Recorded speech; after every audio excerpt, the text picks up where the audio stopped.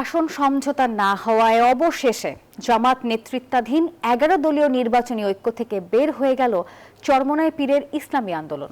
সংবাদ সম্মেলনে দলটির মুখপাত্র জানান, শুধু আসন সমঝোতা না হওয়া নয়, আদর্শিক ভিন্নতা ও জোটে যথাযথ গুরুত্ব না পাওয়ায় এককভাবে নির্বাচনের সিদ্ধান্ত নিয়েছে দলটি। আর এছাড়া জামাত ও বিএনপি মিলে পাতানো নির্বাচন করতে পারে বলেও শঙ্কা জানিয়েছে দলটি। গণ অভ্যুত্থানের পর জামায়াতের সাথে অভিন্ন দাবিতে সারা দেশে আন্দোলন কর্মসূচি, রাষ্ট্র সংস্কারের জন্য ঐকমত্য কমিশনে একই সুরে কথা বলা সহ নানা কারণেই আলোচনায় চরমোনাই পীরের ইসলামী আন্দোলন।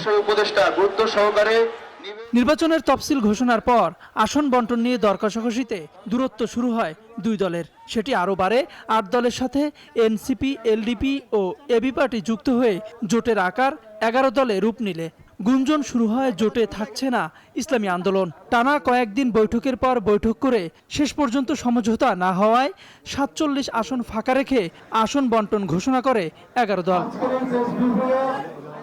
পরদিনই সংবাদ সম্মেলনে জোটে না থাকার ঘোষণা দিল ইসলামী আন্দোলন।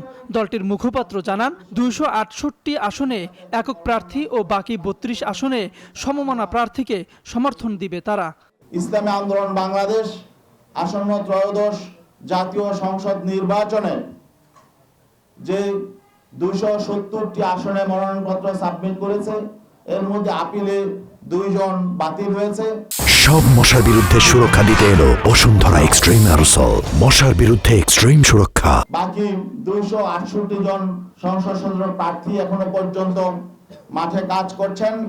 আমরা তাদেরকে নির্দেশনা দিয়ে দিয়েছি, তারা নির্বাচনের প্রতিদ্বন্দ্বিতা করবেন, একজনও তারা মনোনয়নপত্র প্রত্যাহার করবেন না। বলেন, জোটের শুরু থেকেই অবহেলিত ছিল ইসলামী আন্দোলন। এছাড়া তারেক রহমানের সাথে জামায়াত আমিরের সাক্ষাতে নির্বাচনের পর জাতীয় সরকারের অভিপ্রায় প্রকাশকে পাতানো নির্বাচনের ষড়যন্ত্র হিসেবেও দেখছে দলটি।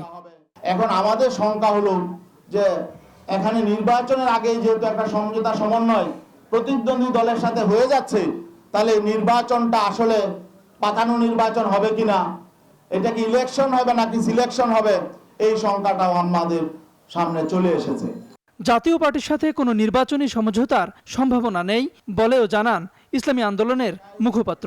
বাংলাদেশের গণমানুষ তাওহিদুল ইসলাম, নিউজ 24, ঢাকা।